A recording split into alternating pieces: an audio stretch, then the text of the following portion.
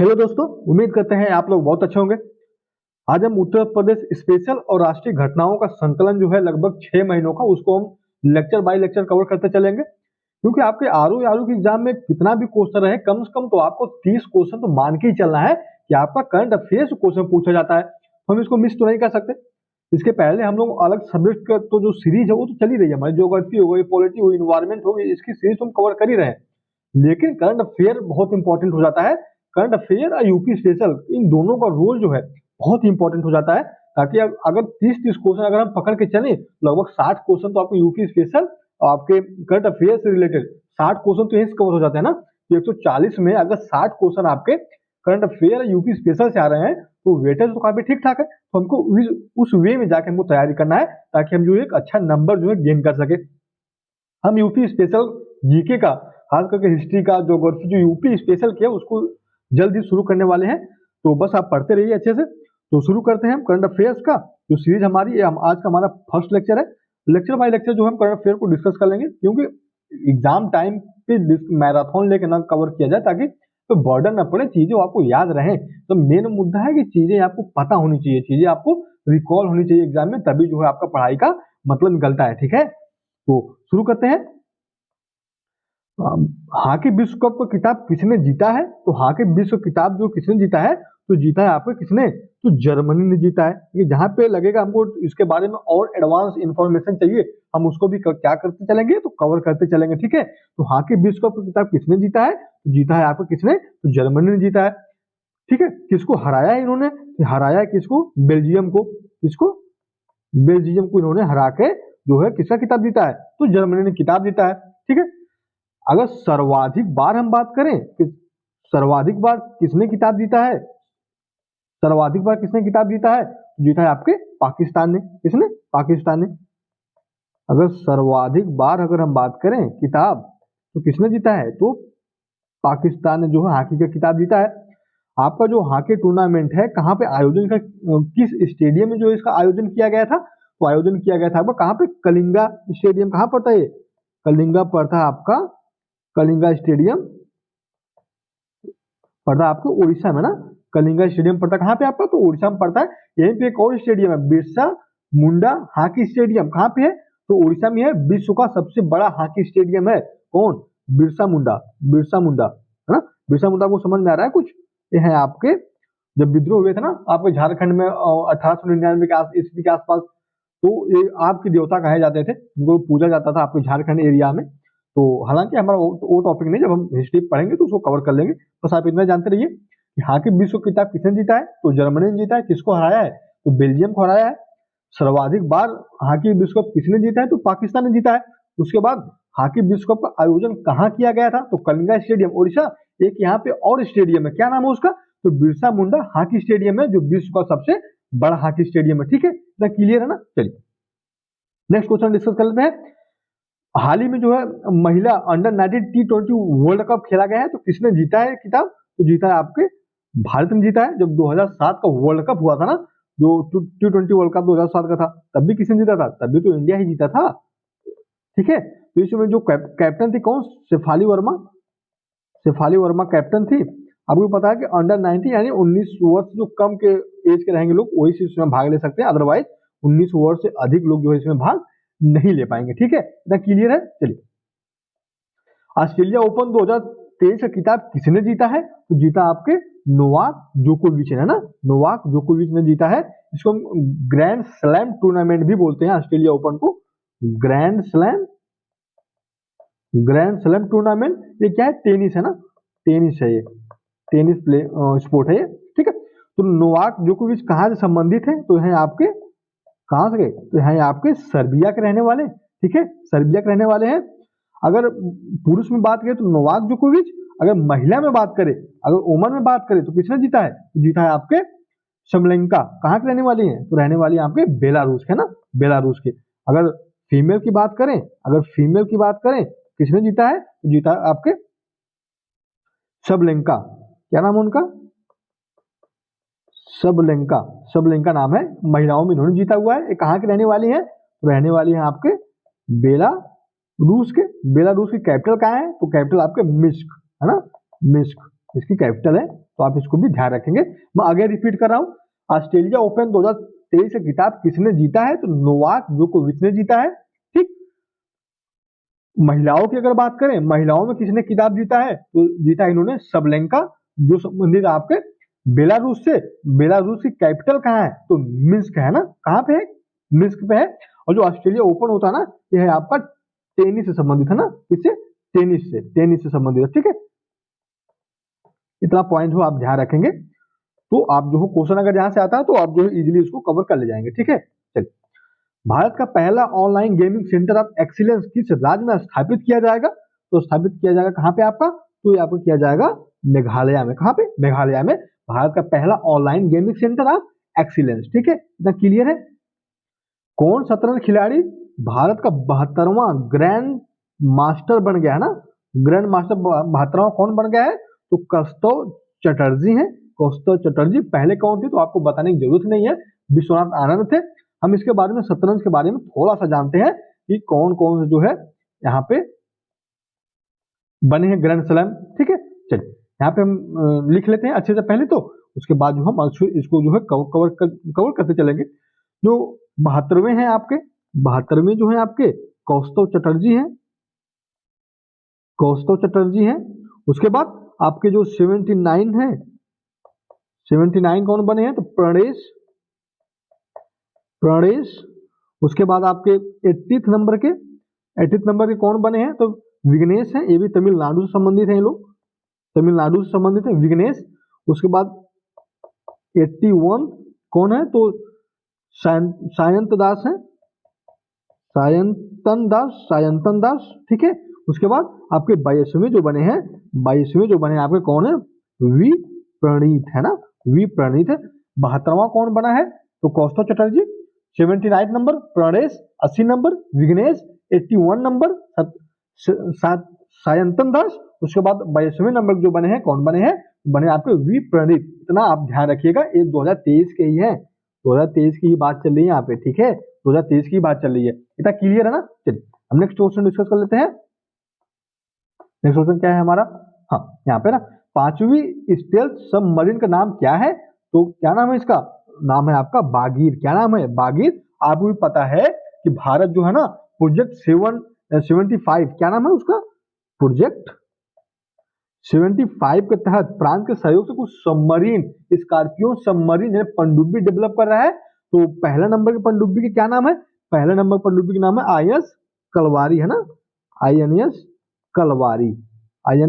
Kalwari. Second number का देखिए, यहाँ पे याद रखिएगा, first, second, third, fourth and fifth, यहाँ से क्वेश्चन जो आपको मैच करने के लिए भी पूछ सकता है, डायरेक्टली इनडायरेक्टली, जो आपको सेकेंड नंबर कौन सबमरीन, थर्ड नंबर कौन सबमरीन है, जो आपसे ये भी पूछ सकता है एग्जाम में। ठीक है, तो यहाँ पे हम डिस्कस कर लेते हैं, यहाँ पे अच्छे से लिख लेते हैं ना पहले, तो चीजें जो है याद हो जाएंगी अच्छे से। ठीक है, बात कर लेते हैं हम किसका? Project 75A। ठीक है, इसके अंतर्गत कुछ सबमरीन डेवलप की जा रही हैं। क्या नाम है उनका? तो INS कलवारी है, INS कलवारी है। दूसरा नंबर क्या है? तो खांडेरी है, INS खांडेरी। थर्ड नंबर का क्या है? तो थर्ड नंबर का कारंज। उसके बाद फोर्थ नंबर यहाँ पे लिख लेंगे हम, फोर्थ नंबर क्या है? तो वेला। एंड फिफ्थ नंबर है वागीर, जो भी मैं आपको बता रहा था, बागीर या वागीर। ठीक है, उसके बाद जो है आपका सिक्स नंबर का आ जाएगा आपका वात्सीर है ना, वात्सीर। ठीक है, इतना क्लियर है? आगे रिपीट कर दूं? आगे रिपीट कर देता हूं, तो कुछ छोड़ना नहीं है। करंट अफेयर डिस्कस करेंगे तो उसका जो है डेप्थ एनालिसिस भी करेंगे, ताकि आपका कहीं से भी क्वेश्चन पूछे, कैसे भी घुमा के पूछे, मैच करने के लिए पूछ दे, फिल इन द ब्लैंक्स करने के लिए पूछ दे, तो आपको चीजें पता होनी चाहिए, डेप्थ में चीजें पता होनी चाहिए। सिर्फ आप प्री के पर्पस ना पढ़िए, आपको मेंस भी तो देना है ना, मेंस में भी तो क्वेश्चन आएंगे, तो आप जो है उस तरह से तैयारी करिए। ठीक है, उस तैयारी करेंगे तो तैयारी आपकी काफी बेहतर हो जाएगी। रणनीति अच्छी बनाइए, उसके थ्रू जो है आप चीजों को कवर करना शुरू कर दीजिए। देखिए, प्रोजेक्ट 75A के तहत कुछ जो है पनडुब्बियों का निर्माण किया जा रहा है, तो उनके हम नाम जान लेते हैं। पहला क्या नाम है उनका? पहला नाम है आपका INS कलवारी, INS कलवारी, ठीक, आइनस कलवारी। दूसरा नंबर क्या है, तो खांडेरी, खांडेरी। थर्ड पॉइंट पे क्या आता है, थर्ड पॉइंट पर आता है कारंज, है ना, थर्ड पॉइंट पे कारंज आता है। फोर्थ पे आता है आपका वेला, वेला। फिफ्थ नंबर पे, पांचवें नंबर पे क्या आ जाएगा आपका, पांचवें पे आ जाएगा आपका वागीर, पांचवें पे आपका वागीर आ जाएगा। और छठे पे क्या आ जाएगा, छठे पे आ जाएगा आपका वातसीर, है ना, वातसीर। आप ध्यान रखिएगा, ये 7 नाम जो है ना, 6 नाम बहुत इंपॉर्टेंट है, बहुत इंपॉर्टेंट है, तो आप इनको अच्छे से ध्यान रखिए, ठीक है। चलिए नेक्स्ट क्वेश्चन डिस्कस कर लेते हैं। नेक्स्ट क्वेश्चन क्या हमारा है, तो नेक्स्ट क्वेश्चन हमारा, हाँ, यहाँ पे ना, कितनों लोगों को जो है किसे सम्मानित, पद्म विभूषण 2023 में सम्मानित किया गया है, कितने लोगों को, तो देखिए वो तो हैं लोग 6, है ना, नाम उतना याद मत रखिएगा, कोई दिक्कत नहीं है। मुलायम सिंह यादव ध्यान रखिएगा, क्योंकि यहाँ से क्वेश्चन जो है पूछ सकता है, जो सपा के मुखिया रहे हैं मुलायम सिंह यादव, उनको ध्यान रखिएगा। तो कितने लोग, अगर क्वेश्चन पूछता है कितनों लोगों को पद्म विभूषण से 2023 में सम्मानित किया गया है, तो 6 लोगों को सम्मानित किया गया है। आप मुलायम सिंह यादव ध्यान रखेंगे, बाकी इतना जो है आपका काम तो आराम से चल जाएगा, ठीक है, ठीक है।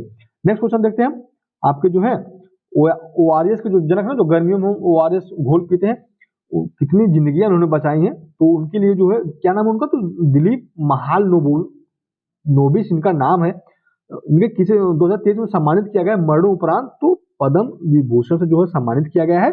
आप इनको भी ध्यान रखेंगे, अगर एग्जाम में पूछ दे कि ओआरएस के जनक दिलीप महाल बोनिस को किस पुरस्कार से सम्मानित किया गया है 2023 में, तो सम्मानित किया गया आपके पद्म विभूषण से, किससे, पद्म विभूषण से, ठीक है, इतना क्लियर है ना, ठीक है।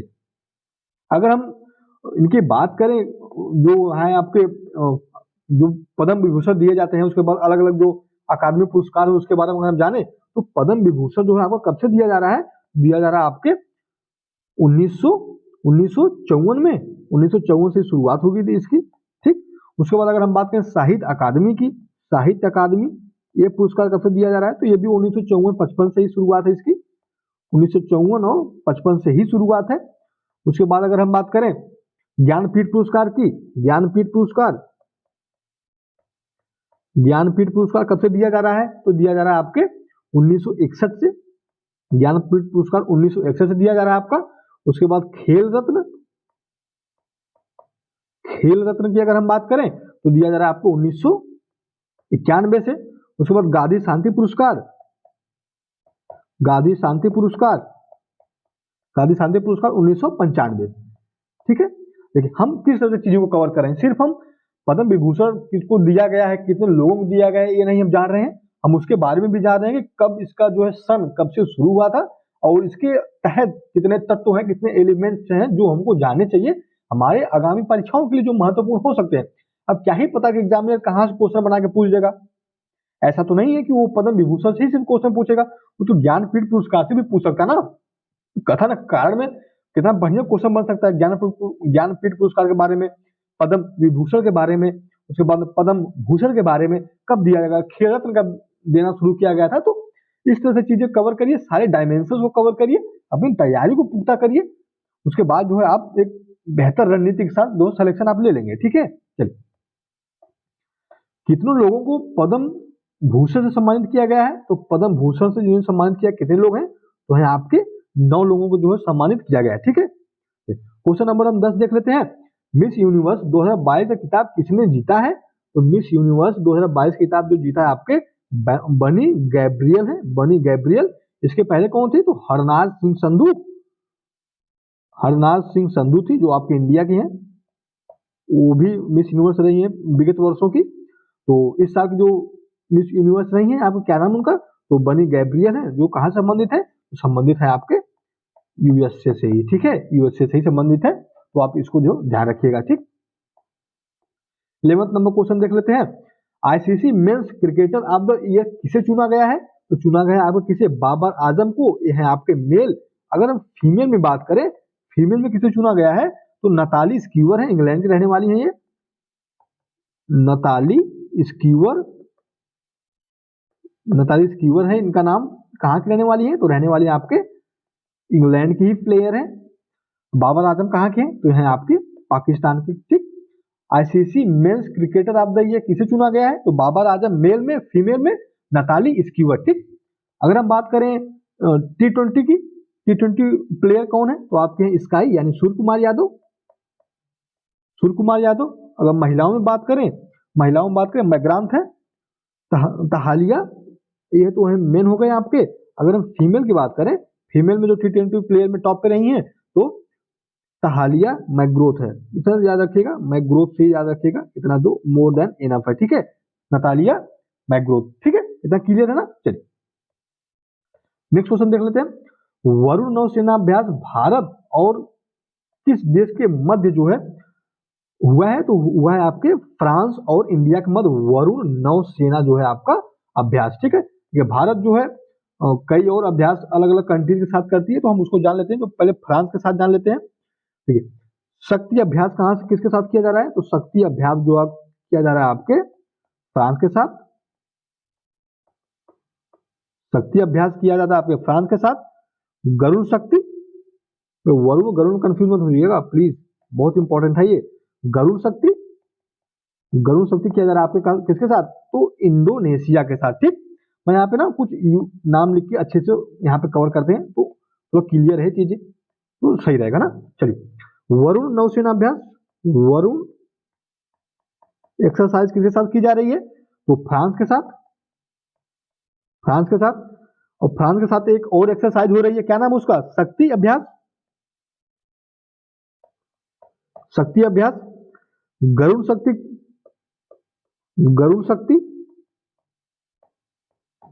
गरुड़ शक्ति आपके इंडोनेशिया और इंडिया। ठीक, इंडोनेशिया और इंडिया के मध्य होता है। ठीक, इतना क्लियर है ना। चलिए एक और अभ्यास होता है सिन्यू शक्ति, क्या नाम है उसका? सिन्यू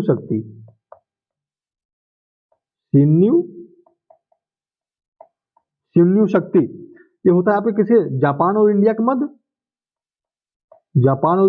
देखिए जापान में और भी एक्सरसाइज भारत के द्वारा कंडक्ट की जाती है, क्या नाम उसका? उसका नाम है आपका जिम्बेक्स। ठीक, जिम्बेक्स है। उसके बाद धर्म गार्जियन और वीर गार्जियन। धर्म प्लस वीर गार्जियन जापान के साथ किया जाता है। इतना क्लियर है ना। मैं आगे रिपीट कर रहा हूं मैं। कौन सा? जापान में भारत जो है कौन कौन सा युद्ध जो है कंडक्ट करता है, अभ्यास करता है? शून्य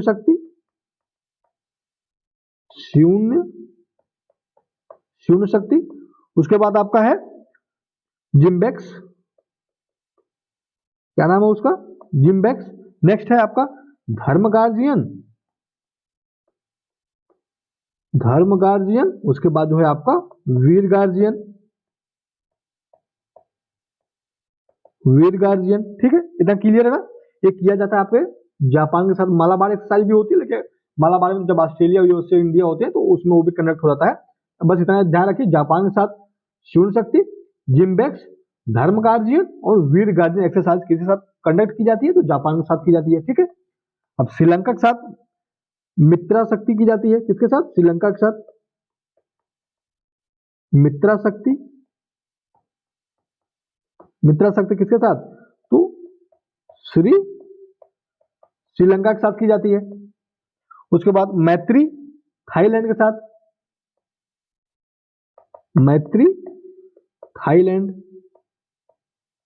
देखिए हम कुछ छोड़ नहीं रहे हैं, हर एक चीज को, हर एक पॉइंट को, हर एक डायमेंशन को हम कवर करते चलेंगे। हम तो अपना 110% दे रहे हैं। उम्मीद करेंगे कि आप भी उसी लहजे से, उसी जोश के साथ, उसी मोटिवेशन के साथ पढ़ाई करेंगे, तो अच्छे से हम चीजों को कवर करते चलेंगे।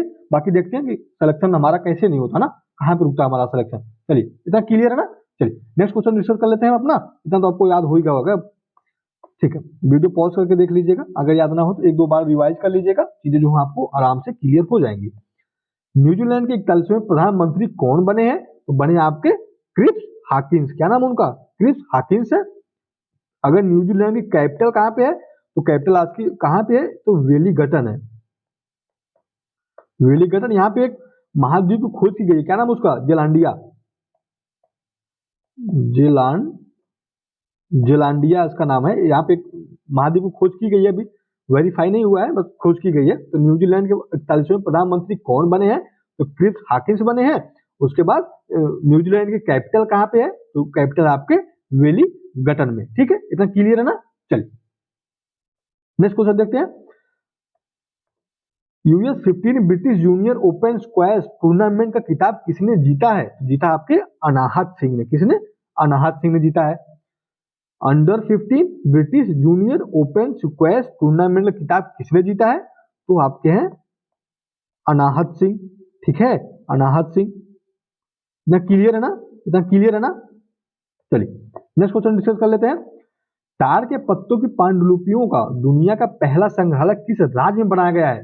तो राज्य में बनाया गया कहाँ पे? तो केरला। पांडुलिपि समझते ना, जो हाथ से बनाई जाती है। ठीक है, ताड़ के पत्तों की पांडुलिपियों का दुनिया का पहला संग्रहालय किस राज्य में बनाया गया है? तो बनाया गया आपके केरला में। ठीक है, हम केरला के बारे में कुछ जानते हैं क्योंकि इसके बारे में काफी फैक्ट्स हैं, ताकि आपको एक ही जगह सारी चीजें जो है आपको मिल जाए, कहीं और जो है आपको भटकना ना पड़े। बस मेन इंटेंशन अपना यही है कि आपको कहीं और पढ़ने की जरूरत ना पड़े, सारी चीजें जो है आपको एक ही जगह मिल जाए। ठीक है, तो केरला के बारे में जानते हैं पहले। फर्स्ट डिजिटल बैंकिंग वाला स्टेट कौन है? Kerala. First digital banking,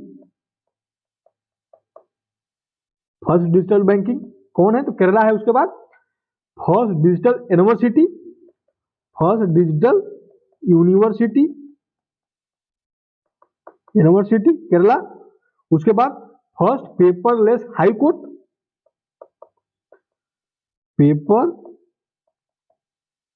high court Kerala है आपका। उसके बाद first water metro, first water metro तो आपका केरला है। First water budget, water budget कौन है? तो है आपका केरला। देखिए कितने पॉइंट यहाँ पे हम लोग डिस्कस कर लिया ना। तो ऐसे ही चीजों को कवर करेंगे। मैं अगेन जो इसको एक बार जो है क्या करता हूँ तो रिपीट कर देता हूँ, ताकि चीजें आपको याद रहें। बार बार रिपीट करेंगे ना तो चीजें आपको याद रह जाएंगी, अदरवाइज आप भूल ही जाएंगे, दिमाग खाली तो रहता नहीं है, क्योंकि और भी तो चीजें हैं याद करने के लिए। चलिए केरला को देखते हैं। फर्स्ट डिजिटल बैंकिंग स्टेट कौन है? तो केरला है आपका। फर्स्ट डिजिटल बैंकिंग स्टेट कौन है? तो केरला है आपका। ठीक है, उसके बाद first digital university, first digital university तो केरला में बनाई गई है। उसके बाद first paperless high court, first paperless high court Kerala में। उसके बाद first water metro, first water metro Kerala. ठीक है, फर्स्ट वाटर बजट इंपॉर्टेंट है, वाटर बजट इंपॉर्टेंट है। ठीक है, इंपॉर्टेंट है। First water budget, water budget कहां जारी किया गया है? तो जारी किया गया आपके केरला में। ठीक है, इतना पॉइंट याद हो गया ना। First digital banking state Kerala, first digital university Kerala, first paperless high court Kerala, first water metro Kerala, first water budget कौन है? तो केरला। ठीक है, इतना क्लियर हो गया। ठीक है, हम आते हैं अपने नेक्स्ट क्वेश्चन की तरफ। हाँ, भारत की पहली महिला फाइटर कौन है जिन्हें विदेश युद्ध अभ्यास के लिए चुना गया है? तो है आपकी अवनी चतुर्वेदी। ठीक है, याद रखिएगा। कहां भेजा गया? जापान में भेजा गया है। कहां पे? तो जापान में भेजा गया है। उसके बाद अगर पूछे एग्जाम में राफेल उड़ाने वाली पहली महिला, राफेल फाइटर विमान है ना, Rafale Rafale Rafale fighter plane उड़ाने वाली फर्स्ट वुमन का क्या नाम है? तो शिवांगी सिंह। क्या नाम है उनका? उनका नाम है आपका शिवांगी सिंह, शिवांगी सिंह, शिवांगी। ठीक, इतना क्लियर है ना? तुमको डाउट तो नहीं है? चलिए आगे रिपीट कर दूं मैं क्वेश्चन। हम देख लेते हैं पहले कि भारत कहां गया क्वेश्चन, यहाँ पे ना। हाँ, भारत की पहली महिला फाइटर कौन है जिन्हें विदेश युद्ध अभ्यास के लिए चुना गया है? तो चुना गया है आपके अवनी चतुर्वेदी को, और राफेल जिन्होंने उड़ाया है, राफेल वाली फर्स्ट महिला जो है आपकी, क्या नाम है उनका, उनका नाम है आपका शिवांगी सिंह। ठीक है, इतना क्लियर है ना। चलिए नेक्स्ट क्वेश्चन देख लेते हैं हम। भारत का पहला पूरी तरह से डिजिटल बैंकिंग वाला राज्य, अभी मैंने आपको बताया था, तो है आपका केरला। ठीक है, क्या नाम है, केरला। ठीक है, फर्स्ट कैशलेस स्टेट कौन है, यहाँ पे ध्यान रखिए कि पूर्ण साक्षर वाला जिला कौन हो गया है, तो केरला पूर्ण साक्षर जिला। केरला तो हर एक चीज में ही आगे रहता है ना। ठीक है, उसके बाद अगर एग्जाम में पूछ दे, क्या एग्जाम में पूछ दे कि फर्स्ट कैशलेस स्टेट कौन है, first cashless state, first cashless state कौन है, तो है आपका गोवा। क्या नाम है, तो गोवा। फर्स्ट कैशलेस स्टेट जो है आपका, वो है आपका गोवा। ठीक है, इतना क्लियर है ना। चलिए वीर गार्जियन युद्ध अभ्यास किसके मध्य आयोजित किया जाता है, तो मैंने अभी आपको बताया धर्म गार्जियन, वीर गार्जियन सिम्बेक्स आपके जापान के साथ किया जाता है। ठीक है, इतना क्लियर है। वीर गार्जियन युद्ध अभ्यास किसके मध्य आयोजित किया जाता है, तो किया जाता है आपके जापान के मध्य। ठीक है, जापान और इंडिया के मध्य। इतना क्लियर है ना, इसमें कोई डाउट तो नहीं है। अच्छे से कवर करेंगे, सारी चीजों को कवर करते चलेंगे, कुछ छोड़ के नहीं जाना हमको। ठीक है, चलिए नेक्स्ट क्वेश्चन देखते हैं। 17वां भारतीय प्रवासी शिखर सम्मेलन कहाँ आयोजित किया गया है, तो आयोजित किया गया आपके इंदौर में। किस उपलक्ष्य में मनाया गया, जब गांधी जी अफ्रीका से आए थे। ठीक है, ऐसा नहीं कि अफ्रीका से गांधी जी आए ही नहीं थे, आते जाते रहते थे, बस एक यादगार के रूप में उसको मनाते हैं। कब मनाते हैं, तो मनाते हैं आपके 9 जनवरी को, है ना। 9 जनवरी पर ईयर, यानी हर साल हम 9 जनवरी जो है भारतीय प्रवासी दिवस सेलिब्रेट करते हैं, ताकि जो इंडिया के ओरिजिन के लोग हैं, विदेशों में रहते हैं, उनको एहसास दिया जा सके, भाई आप इंडिया को, तो जो वहां पे रेमिटेंसेज हैं भारत में भेजा करो, सारा रखा मत करो। ठीक है, चलिए कहाँ पे आयोजित किया गया था, तो किया गया था आपके इंदौर में। चलिए नेक्स्ट क्वेश्चन देख लेते हैं। हाइड्रोजन ट्रेन संचालित करने वाला दुनिया का दूसरा देश कौन हो गया है, दूसरा देश तो आपका चाइना है, दूसरा देश तो चाइना है। पहला कौन है, पहला है आपका जर्मनी। कौन है, तो जर्मनी है। अच्छा, फर्स्ट एशिया नहीं हो गया तब, फर्स्ट एशिया वाला कंट्री नहीं हो गया एशिया, चाइना जो हाइड्रोजन ट्रेन चलाया है। एशिया में तो पहला ही है, क्योंकि एशिया में चाइना चलाया है। उसके बाद अगर फर्स्ट जो उस तरफ बात करें, तो आपको चलाया किसने, तो जर्मनी ने। भारत भी प्रयास कर रहा है बुलेट ट्रेन का, जो आपके मुंबई से अहमदाबाद के बीच चलेगी, तो अभी टाइम है थोड़ा, देखिए क्या ही होता है, कब तक चालू होती है। बस अभी तक ध्यान रखिए, हाइड्रोजन ट्रेन संचालित करने वाला दुनिया का दूसरा देश है चाइना, लेकिन एशिया का क्या है, एशिया का पहला है, एशिया का पहला है।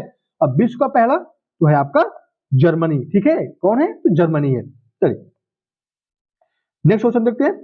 इमोएन इप्पा महोत्सव किस राज्य में मनाया गया है, या किस राज्य में मनाया जाता है, कौन सा महोत्सव, इमोएन इप्पा महोत्सव तो मनाया जाता है आपके कहाँ पे, तो मनाया जाता है आपके मणिपुर में। ठीक है, कहाँ पे, मणिपुर में।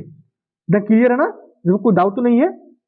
ठीक है, जो कोई डाउट नहीं है, तो मणिपुर जब आपका पूर्ण राज्य का दर्जा कब दिया गया मणिपुर को, तो 1972 में जो है पूर्ण राज्य का दर्जा दिया गया था। पूर्ण राज्य का दर्जा किसको, तो मणिपुर को दिया गया था। ठीक है, यहाँ पे प्रवासी दिवस में है ना, थोड़ा सा और चीजें को क्लियर कर लेते हैं, ये भी थोड़ा और चीजें डिस्कस कर लेते हैं, ताकि यहाँ से भी क्वेश्चन आए तो छूटे ना आपका। अगर मुख्य अतिथि की बात करें, तो इरफान अली हैं, इरफान अली आए थे। यह आपके कहाँ के, तो गुआना ना, गुआना के प्रेसिडेंट हैं। कहाँ पड़ता है, साउथ अमेरिका में पड़ता है ना, ईस्टर्न साइड में। ठीक है, मैंने आपको मैपिंग करा रखा ना गुआना, साउथ अफ्रीका का, साउथ अमेरिका का, सॉरी। ये है आपके मुख्य अतिथि की बात करें, तो मोहम्मद इरफान अली हैं, जो गुआना के प्रेसिडेंट रहे हैं। अगर विशिष्ट अतिथि की बात करें, तो चंद्रिका प्रसाद है, जो आपके कहाँ के, सूरी नाम के, चंद्रिका प्रसाद जो है आपके, चंद्रिका प्रसाद सूरी नाम के जो प्रेसिडेंट है, उनको जो है यहाँ पे इन्विटेशन दिया गया था भारतीय प्रवासी शिखर सम्मेलन के दौरान। ठीक है, इतना क्लियर है। चलिए नेक्स्ट क्वेश्चन डाल देते हैं। भारत की पहली अंडर वाटर मेट्रो किस शहर में चालू की जाएगी, तो शहर में चालू की जाएगी आपको कहाँ पे, तो कोलकाता में। कहाँ पे, कोलकाता में। ठीक है, कोलकाता में भारत की पहली अंडर वाटर मेट्रो किस शहर में चालू की जाएगी, तो आपकी चालू की जाएगी आपके कोलकाता में। इतना क्लियर है ना। ठीक है, हाँ, यहाँ पे मणिपुर के बारे में एक बात और आप जानते रहिए, मणिपुर तो पूर्ण राज्य का दर्जा 1972 में मिला था। ठीक है, 1972 में, लेकिन यहाँ पे एक इंडिया फर्स्ट स्पोर्ट यूनिवर्सिटी भी बन रही है। अगर एग्जाम में पूछे इंडिया फर्स्ट स्पोर्ट यूनिवर्सिटी कहाँ बनाई जा रही है, तो बनाई जा रही है आपके मणिपुर में। ठीक है, आपको मीराबाई चानू, मैरी कॉम तो यही संबंधित ना। ठीक है, नेक्स्ट क्वेश्चन देख लेते हैं। मुख्यमंत्री आवासीय भूमि अधिकार योजना किस राज्य में शुरू की गई है?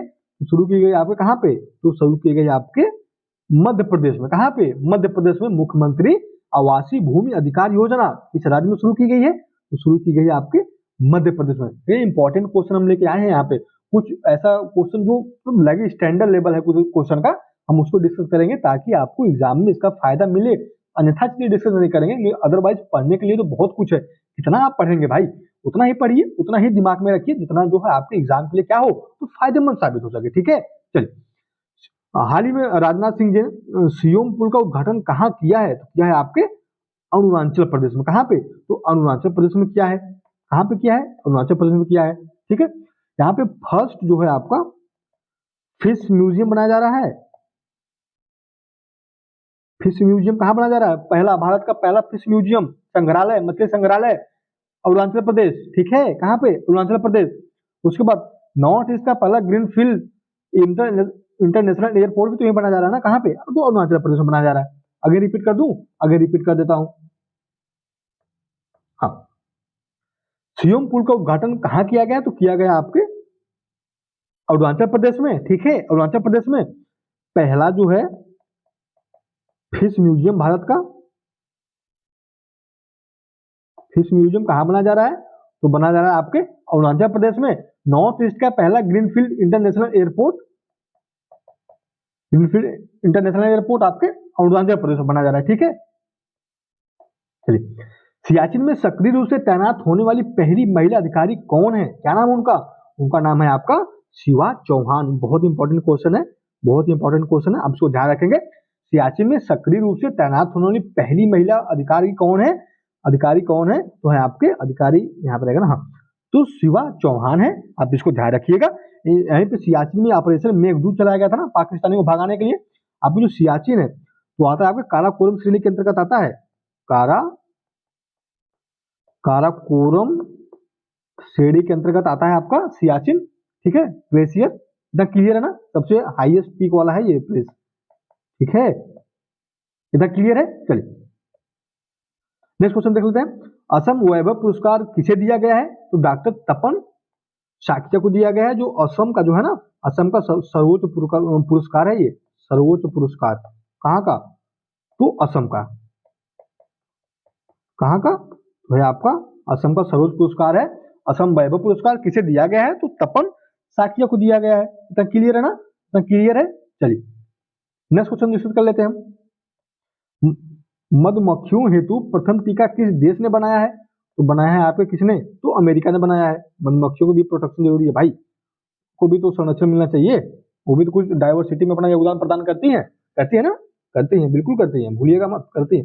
जो भी व्यक्ति, जो भी जंतु, जो भी जानवर धरती पे जन्म लिया है, कुछ ना कुछ उसका जो कार्य है, कुछ ना कुछ जो है अपने वो योगदान देता है। ठीक है, जिस इन्वायरमेंट में भी वो रहता है, आपका योगदान ये होगा, आप जॉब लें, आप सोसाइटी में कोई अच्छा काम करें, आप देश के विकास में अपना योगदान दें, आपका जो यही नैतिक कर्तव्य है।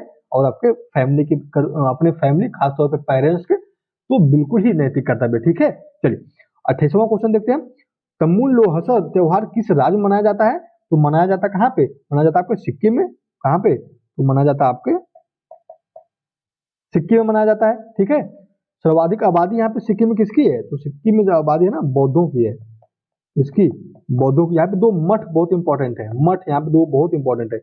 पहला पहला देख लीजिए रूमटक मठ, रूमटेक मठ। ठीक है, रूमटक मठ। उसके बाद दूसरा है आपका, दूसरा क्या है? फोडंगे, फोडंगे नहीं रहेगा, फोडंग मठ रहेगा। ठीक है, प्रोनाउंस हो सकता है थोड़ा गलती हो, बट एक्चुअली में ऐसा ही नाम है कुछ उनका। ठीक है, तो तमुल लोहसा त्योहार किस राज्य में मनाया जाता है? तो मनाया जाता है आपके सिक्किम में। ठीक है, कहाँ मनाया जाता है? सिक्किम में। सर्वाधिक आबादी यहाँ पे बौद्धों की, यहाँ पे दो मठ इंपॉर्टेंट है, रूमटेक मठ, उसके बाद फुडोंग मठ। फुडोंग है ना, हाँ, अब जगह प्रोनाउंस सही हुआ, फुडोंग मठ है आपका। क्या नाम? फुडोंग, फुडोंग मठ है। ठीक है, इतना क्लियर है।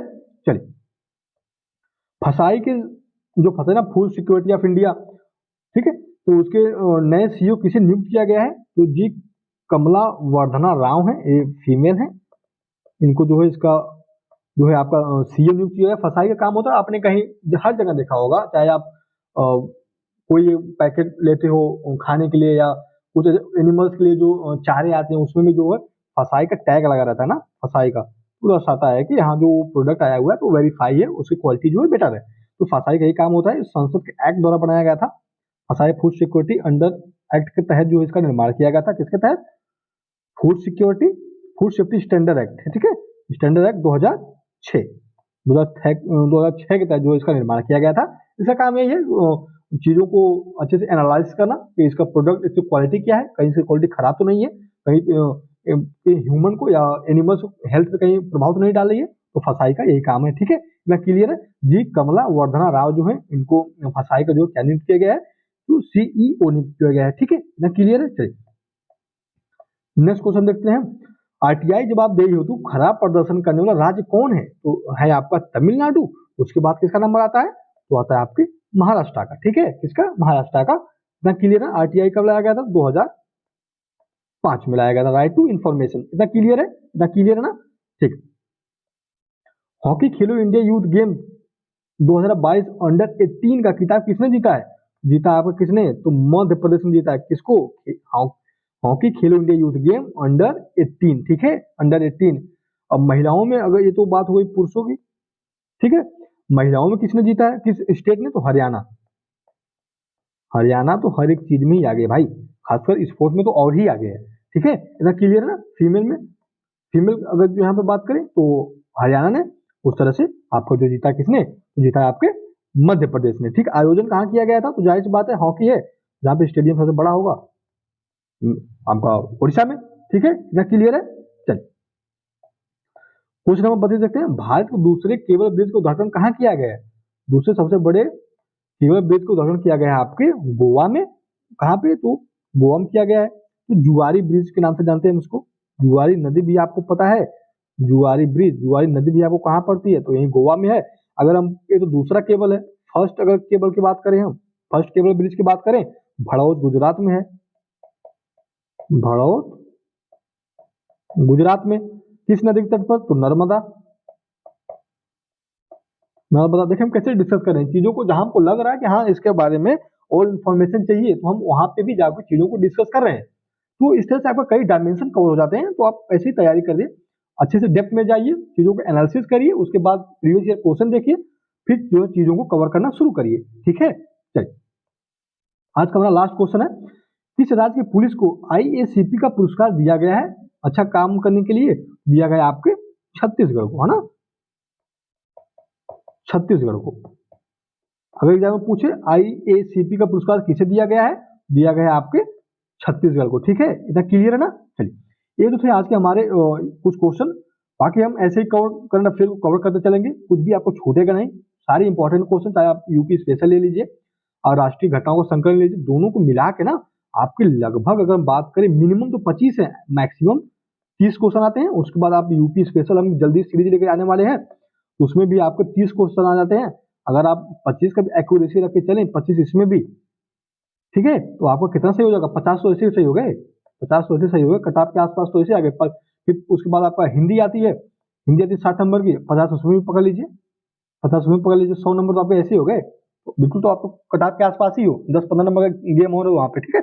तो चीजों को ऐसे कवर करिए, जिसका वेटेज ज्यादा है उस पर ज्यादा फोकस करिए, उस पर ज्यादा ध्यान दीजिए, तो चीजें जो आपकी आसानी से क्लियर हो जाएंगी, ठीक है। तो उम्मीद करेंगे कि आज का लेक्चर आपको पसंद आया होगा। अच्छे से पढ़ाई करते रहिए, अपना 100% एफर्ट लगाइए, बाकी सिलेक्शन तो हो ही जाएगा, ठीक है। तो बहुत बहुत धन्यवाद दोस्तों हमसे जुड़ने के लिए।